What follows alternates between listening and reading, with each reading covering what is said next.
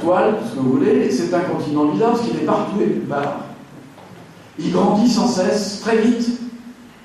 Il y a 15 à 20 millions de sites qui s'ajoutent chaque jour sur Internet. Nous ne savons pas très bien ce que c'est. C'est-à-dire que la pensée, la philosophie, peine encore à fournir des concepts pour l'analyser. Si vous voulez faire enrager un philosophe, un jour, même très savante, quelqu'un, imagine, vous avez bien invité un philosophe, un vrai, pas moi, ici à l'île Maurice, il y a des noms qui évidemment, par charité chrétienne, je ne dirais pas non, mais si vous voulez le faire enrager, vous lui direz, monsieur, je voulais vous poser une question. Quand je suis sur Internet, vous qui êtes philosophe, quand je suis sur Internet, où je suis? Vous allez voir sa tête. Il va vous dire, oh ben écoutez, vous êtes dans un espace virtuel. Alors vous lui répondrez, bah, monsieur, ça me fait une belle jambe, mais ça veut dire quoi un espace virtuel? Il aura beaucoup de difficultés à vous expliquer très clairement où vous êtes. Il peut vous dire que vous êtes dans l'ordinateur d'un serveur central, etc. Mais c'est assez compliqué parce que vous n'y êtes sans y être complètement. Et de même, si vous me posez la question quand je suis sur un chat, sur Internet, quelle heure il est? Ben, ça dépend pour qui. Ça veut dire, je vous dis ça pour vous montrer que sur ce continent, les concepts fondateurs de temps et d'espace perdent leur pertinence. L'espace cesse d'être pertinent. Ça n'est pas très important d'être concrètement là pour des tas de choses, vous comprenez ce que je veux dire? Donc ces concepts qui sont quand même de base pour notre rapport au monde, le temps et l'espace, ils deviennent friables. Donc c'est un continent qu'on ne sait pas encore définir. C'est un continent qu'on ne sait pas encore réglementer. C'est-à-dire que c'est un continent où il n'y a pas encore l'état de droit.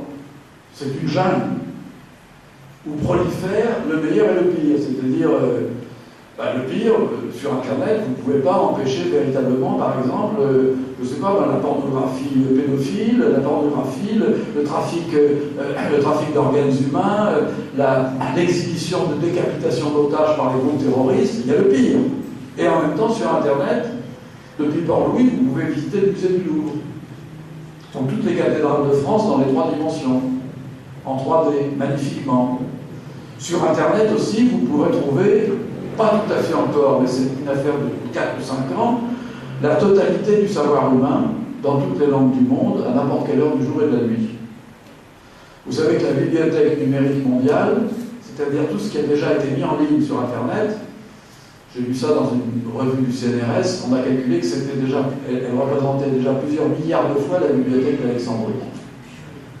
Et ce savoir du monde, c'est pas seulement ce qui est écrit, c'est aussi les images, c'est aussi la musique. La totalité du savoir humain est devenue accessible de n'importe quel point du globe à n'importe quel individu qui est muni d'un petit appareil pas plus gros que ça. Il y a 6 milliards de téléphones portables en service dans le monde, vous savez ça? Les derniers chiffres qui datent de 2011, pour 7 milliards d'habitants, il y a 6 milliards de téléphones portables en service. C'est-à-dire que c'est un phénomène planétaire. Alors voyez-vous, ce 6e continent, j'attire votre attention sur un petit détail auquel on ne prête pas assez attention. C'est bien que ce continent nous soyons pas encore capables de le définir, de le conceptualiser, ni de le réglementer. Il ne vous a pas échappé que depuis une dizaine d'années, toutes les activités humaines se déplaçaient, quittaient la terre ferme pour aller s'installer sur le 6e continent. Vous avez remarqué ça. Moi qui ai été longtemps journaliste, évidemment le journalisme est maintenant sur Internet, principalement. À telle enseigne que les journaux en papier, comme on dit encore, ils vont probablement disparaître. Aux États-Unis, il y a beaucoup déjà de quotidiens qui ont disparu. D'abord parce que pour nos enfants, l'idée de payer 1,50 € pour acheter le monde alors qu'on peut le lire à peu près sur Internet, ou en chipotant un peu ailleurs, on peut à peu près trouver la même chose, ça veut dire que la presse est déjà... Mais il y a quantité d'autres professions qui sont sur Internet. Le commerce devient de plus en plus sur Internet. Je vous rappelle que les marchés financiers, prenez cet exemple, nous sortons d'une campagne électorale présidentielle chez nous en France, on a parlé pendant des semaines des marchés financiers, qui mettent à raison le pouvoir politique. Les marchés financiers, ils sont sur le 6e continent depuis longtemps. Les marchés financiers, c'est quoi? C'est rien. C'est des impulsions électroniques qui circulent à la vitesse de la lumière d'un bout à l'autre de la planète. Il en circule, ça dépend des jours, mais entre 6 000 et 7 000 milliards de dollars chaque jour, qui circulent comme ça sur la planète.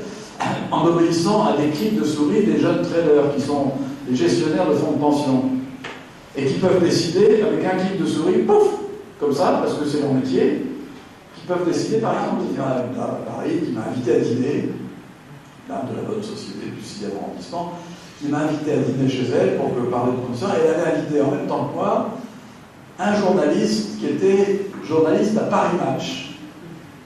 Et à table, ce confrère m'a fait raconter mon histoire dans ce bidonville. Et tenez-vous bien, ce journaliste en question, c'était Dominique Lapierre, et c'est moi qui lui ai donné l'idée de son livre, qui s'appelle La Cité de la Joie, qui a été vendu dans le monde entier, parce qu'il est retourné dans mon bidonville. J'ai toujours des petits... Maintenant, c'est un vieux monsieur, mais nous communiquons toujours par Internet, il se souvient très bien, et il m'envoie des petits messages comme ça de sympathie. Alors je lui ai dit, va donc là-bas, à l'époque, va donc voir, tu vas voir, tu vas être sidéré. Alors, comment vous expliquer, quand vous sentez cette telle allégresse, tel courage, cette détermination, cette insensibilité au découragement, ça arrive qu'ils soient découragés ces gens, mais cette combativité joyeuse, comment voulez-vous avoir le droit de pessimisme, vous pouvez tout dire. Donc voilà, c'est comme ça que j'ai appris, je me suis, disons, détourné du pessimisme. Et puis je vais vous faire une réponse plus simple encore.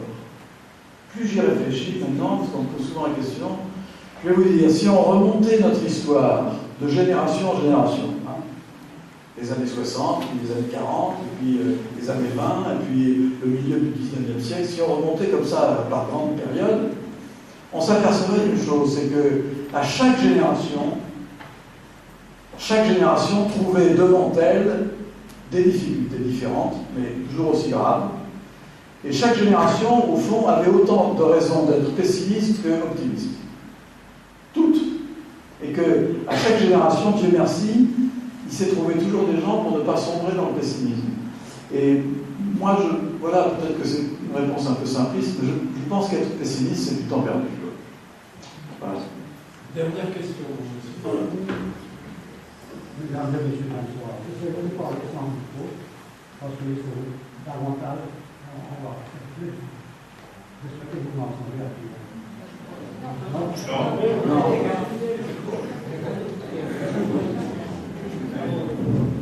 Je m'appelle Dalton Trujillo, je suis traité de la police, et j'ai la passion d'observer les étoiles et les obsèques.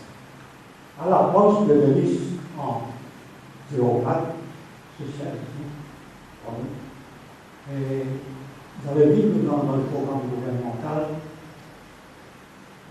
amené à grand frais, on a fait une phase concernant la couverture journalistique, etc. Parce qu'il y avait un vide béant extraordinaire. Alors, un mois et demi avant l'événement du jour J, j'ai commencé à visiter dans la presse. Et donc, malheureusement, on n'aura plus qu'à. Mais alors, tout ça, je pensais que quel rapport ça aura avec votre sujet. Mais en vous écoutant, je crois qu'il y a un rapport. Je vais une analogie que vraiment une seconde, parce que les idées sont claires qui me en des autres. Oui. J'ai fait des recherches, je suis tombé sur l'encyclopédie Hachette, je crois que c'est écrit en France. Dans cette encyclopédie, qui voulait guider les gens à connaître les étoiles par le monde de la question, etc., mais cette encyclopédie mentionne des étoiles saintes, je précise bien, des étoiles. Alors que dans ce même paragraphe, il y a de grosses étoiles, de grosses constellations, très très remarquables. Au lieu de se faire des étoiles, comme le village de Antioche, on a servi, c'est toujours là dans l'encyclopédie, des étoiles, par exemple, Comalo. Il y a d'autres, on ne veut pas, on va observer. Mais comment serait-il que c'est tout à fait faux que Hachette, dans ce politique, dit dans son programme. Mais donc, cet événement de transit de Vénus est passé en dehors du service journalistique. Il n'y a même pas aucun journaliste, journalier ou hebdomadaire, qui a fait un rapport correct sur la chose. Mais alors, post-scriptum, ou bien post-événement, plusieurs articles encore dans la presse locale, nommément dans le hebdomadaire Impact News, et avant ça dans les Gauchiens, se dire comme ça. Enfin, pour couper court, j'avais l'illustration que je suis embarrassé. Pour couper court, je vais faire remettre à M. Gigot, dans le bureau d'ici. Je les ai, vos papiers, monsieur. J'ai vos documents. Je les ai. Oui. C'est ça, alors. Je suis sûr d'avoir rigolé dans ce que je dis. Je les ai pas encore lus. Je les ai pas encore lus, mais je les ai. Vous me rendez un service peut-être avec plus clair. Bien sûr. Je vais les lire Et attentivement. ailleurs, j'ai une copie, qui est partie ici dans mon sac. Si quelqu'un peut répondre, je les donnerai avec beaucoup de plaisir. Bien sûr. Mais si ils ou elles prendront leur engagement de distribuer, peut-être une partie de distribuer avec ceux posant les textes pour la publicité.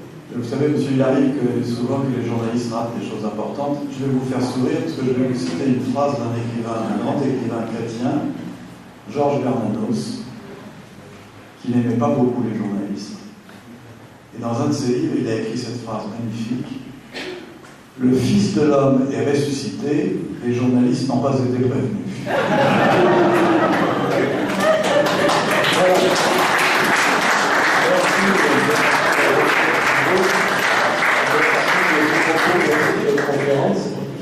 Quelqu'un a dit tout à l'heure que les propos du conférencier étaient fort rafraîchissants, et c'est vrai, merci.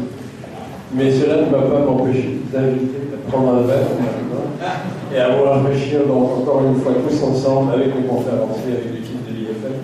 Merci. Notre prochaine conférence, Jean-Claude me permet de l'annoncer, aura lieu ici à l'IFM le 14 juin. Et le conférencier sera donc Frédéric Cadet, qui est universitaire et vice-président du conseil régional de la Réunion, de la région Réunion, et qui viendra nous parler du monde plutôt de l'entreprise et de l'entrepreneuriat. Il nous parlera donc d'innovation et développement. Merci et bonne fin de soirée.